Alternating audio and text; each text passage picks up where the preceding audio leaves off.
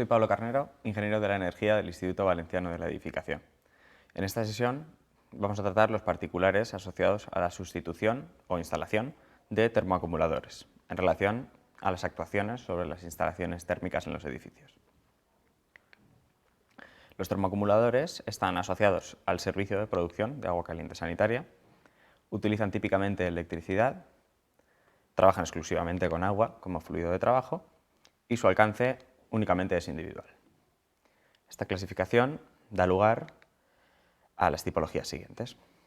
Es posible que haya situaciones diferentes en casos puntuales. No obstante, la gran mayoría de situaciones de partida en casos residenciales que utilizan termoacumuladores obedece a una instalación individual, exclusiva para el servicio de ACS, mediante calentadores con acumulación eléctricos, es decir, termoacumuladores. A continuación, daremos comienzo por las instalaciones individuales exclusivas para ACS. Remarcar que cuando se actúa sobre una instalación de estas características no se bloquean intervenciones futuras, por ejemplo, en la envolvente. Cuando hablamos del servicio de agua caliente sanitaria, se debe tener en cuenta la demanda o necesidades asociadas. Estas vienen vinculadas para producciones con acumulación por el uso máximo continuado de agua caliente, principalmente.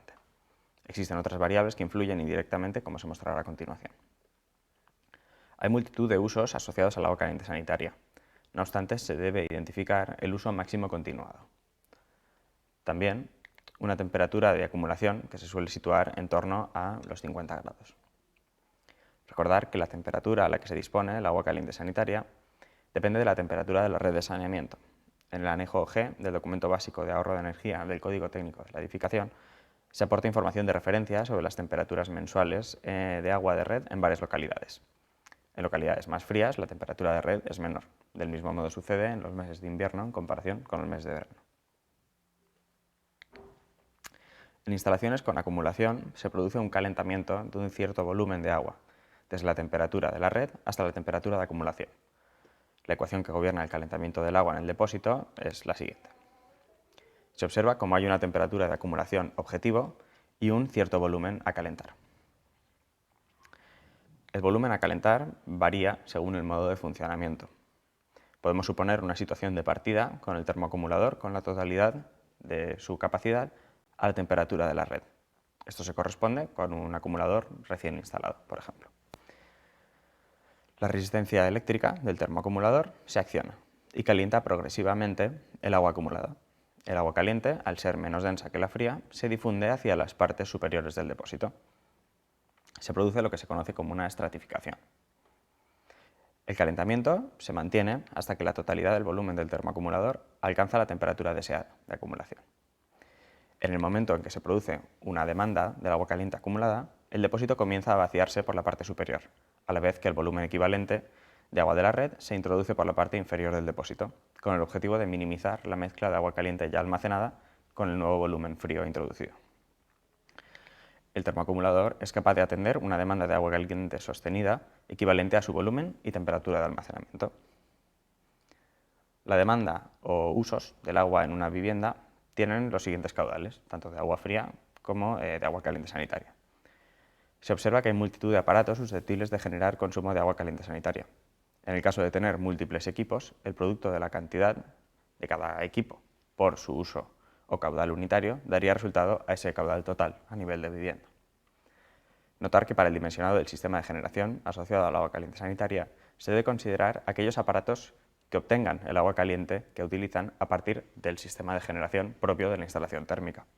Por ejemplo, en las viviendas, la lavadora y el lavavajillas acostumbran a tener sus propios dispositivos internos para obtener el agua caliente que necesitan, calentando en el seno del propio equipo el agua de la red hasta la temperatura de utilización. Con miras a contemplar el grado de simultaneidad, para edificios de viviendas se definen ciertos coeficientes correctores. Se observa cómo en función del caudal unitario y el total se tienen unos coeficientes diferentes. Aplicando las siguientes ecuaciones, se obtendría ese caudal simultáneo. Debería usarse para el cálculo ese caudal simultáneo. En el caso de instalaciones individuales, el caudal unitario máximo está próximo al caudal simultáneo máximo, dado que no hay multitud de equipos ni factores de uso muy diferenciados.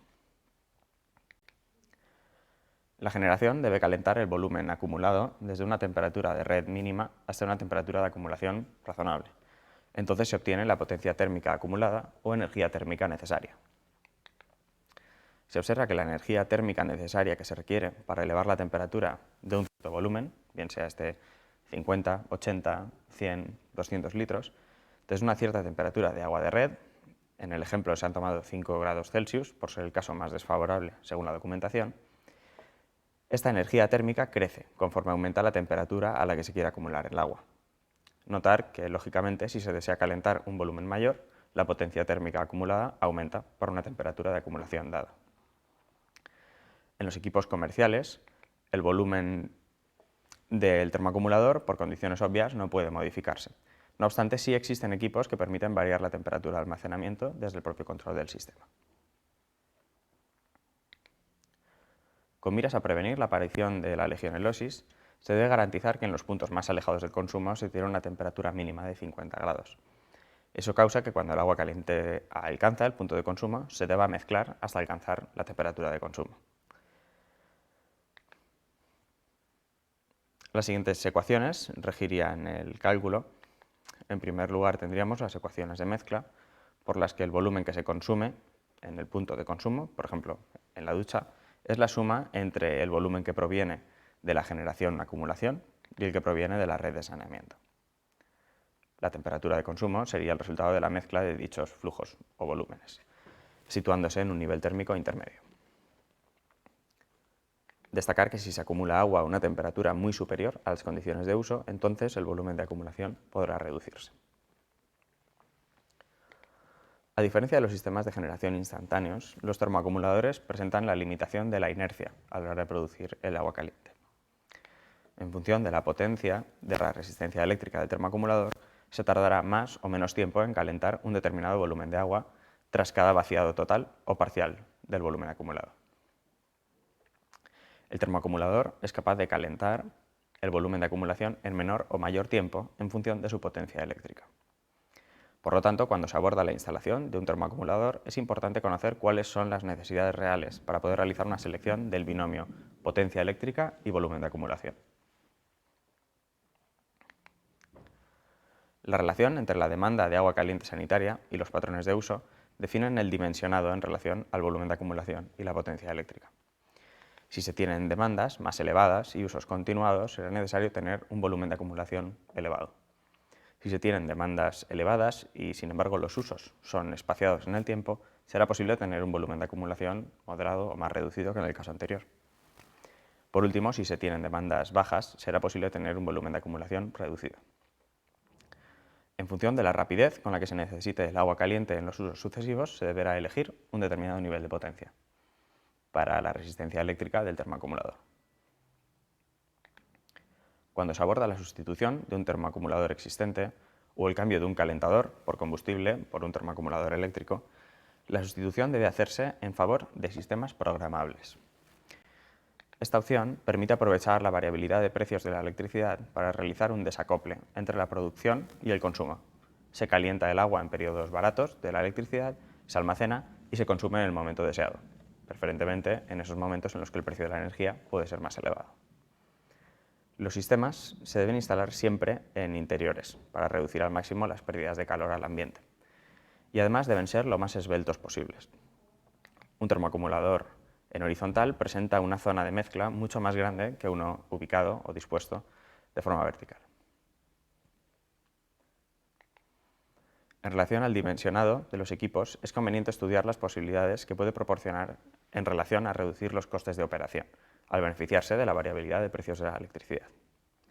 Asumiendo una demanda residencial típica de una única persona, se muestra el resultado de un estudio en que se observa que el coste anual del calentamiento del agua caliente sanitaria, mediante termoacumuladores eléctricos, varía notablemente en función de la configuración del volumen de acumulación y potencia eléctrica, situado esto en el eje horizontal, y de los perfiles de consumo y si se adaptan o no en función de la variabilidad de precios de la electricidad, en el eje vertical.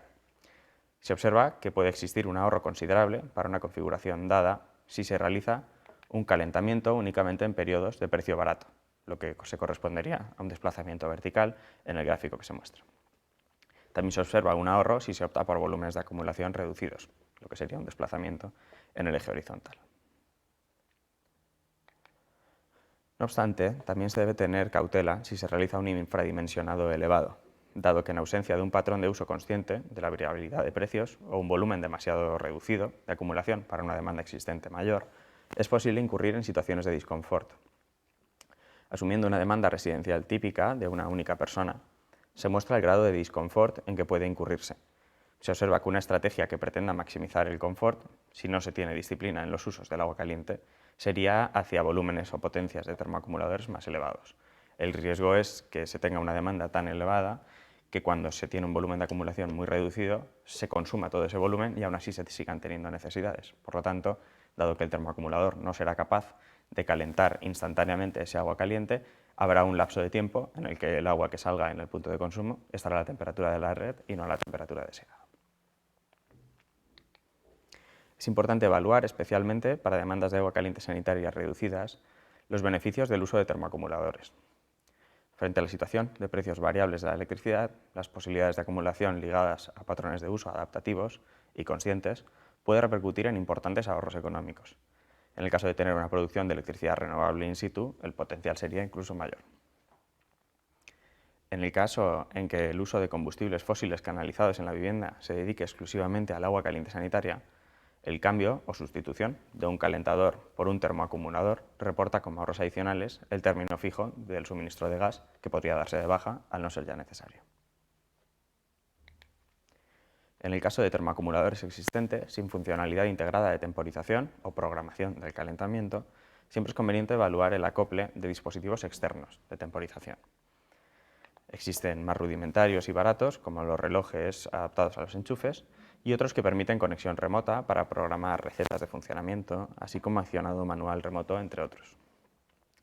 Se trata de una medida de muy bajo coste que permite generar ahorros económicos elevados, pese a no generar ahorros energéticos, siempre que el contrato eléctrico presente variabilidad en el precio de la electricidad. Como conclusiones, se tiene que la sustitución de los sistemas generadores de producción de ACS individual por una tecnología de termoacumulación presenta aspectos positivos, principalmente vinculados al ahorro económico gracias a la variabilidad de los precios en la electricidad. Estas actuaciones, al intervenir sobre el servicio de ACS exclusivamente, no bloquean actuaciones futuras. Además, presentan un reducido coste, por lo que deben considerarse cuando el coste de la instalación sea un criterio de peso en la decisión de una determinada acción de renovación o rehabilitación. En relación al aspecto ambiental, pese a tener una eficiencia moderada asociada al principio de funcionamiento por efecto Joule, esta funciona en base a electricidad. Con la creciente cantidad de energía renovable en la red, la electrificación tiene un impacto ambiental positivo, especialmente si se sustituye una alternativa que consumiera en primera instancia combustibles fósiles. Para profundizar más en los conceptos, se remite a la bibliografía de la asignatura. En la segunda referencia se tendrá acceso al estudio realizado sobre el potencial de electrificación del agua caliente sanitaria residencial en España mediante termoacumuladores eléctricos. En ese se amplía la información presentada tomando casos de demandas de hasta 4 personas. Esto es todo en relación a la sustitución o instalación de termoacumuladores eléctricos para el servicio de ACS en las actuaciones en instalaciones térmicas de los edificios.